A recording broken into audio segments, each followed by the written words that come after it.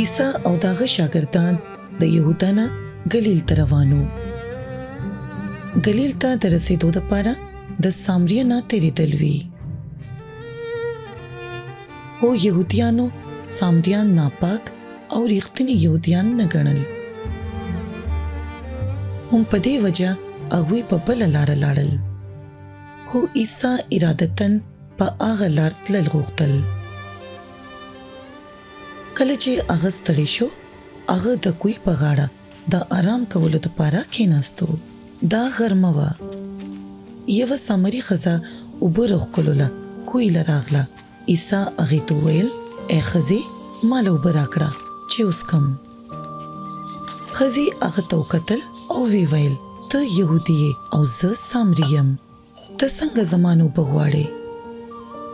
عیسی جواب ورکړو: که ته پوهوې چې خدای څه درکولی شي او ستا نه اوبه غوښتلو والا څوک دی، نو تا به د هغه نه غوښتې وو او هغه به تاله د ابدي ژوند اوبه درکړې وې. ښځې وویل: صاحبه، تا سره لوښي نشته او کوهی ژور دی، نو د چېرته نه به د ابدي ژوند اوبه راکوې؟ ته زموږ د پلار یعقوب نه لوی چې موږ ته ترې دا کوهی پاتې شوی دی. عیسی ورته وویل: هر هغه څوک چې دا اوبه وڅښي هغه به بیا تږی شي، خو چې څوک هغه اوبه وڅښي چې زه یې ورکوم هغه به هیڅکله نه تږی کېږي. هغه اوبه چې زه یې ورکوم په چینه بدلیږي او ابدي ژوند لري. ښځې هغه ته وویل: صاحبه، ما له هغه اوبه راکړه چې بیا تږې نشم او چې بیا د اوبو راویستو دپاره دې کوهي له رانشم. عیسی جواب ورکړو: اول لاړه شه او خپل خاوند راوله.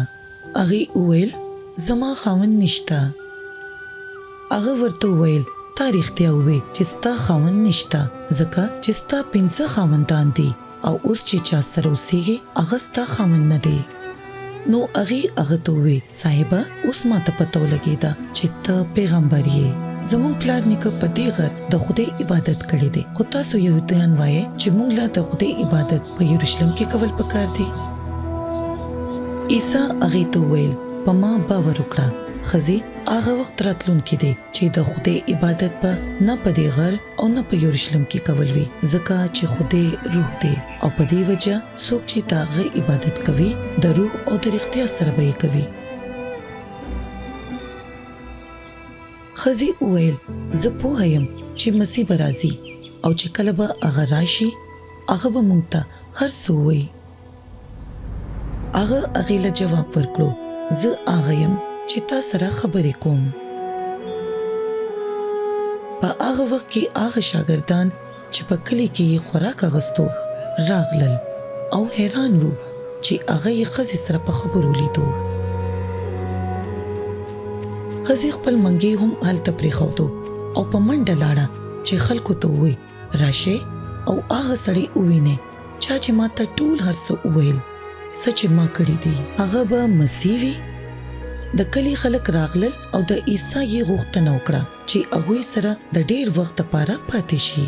په هغه وخت کې چې هغه هغوی سره تیر کړو، ډېرو خلکو په هغه باور وکړو. هغوی وویل: اوس یقیني موږ پوه شو چې دا هغه یو دی چې ټوله نړۍ به بچ کوي.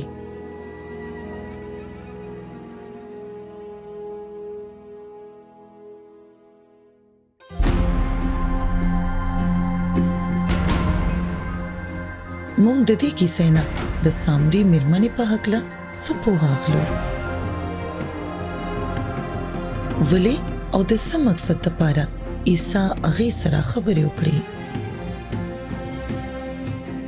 سامري ښځې د ساده اوبو په هکله خبرې کولې، خو عیسی د ژوند د اوبو په هکله په تصویري علامو کې خبرې کولې. د هغې نه څه مطلب و؟ د سامري ښځې د هغې سړي په هکله څه وموندل چې هغې سره یې خبرې کولې، او کله چې هغې ته معلومه شوه چې هغه څوک دی د هغې رد عمل څه و؟ عیسی سامري ښځې ته د عبادت په هکله څه وویل چې رښتینی عبادت څه دی؟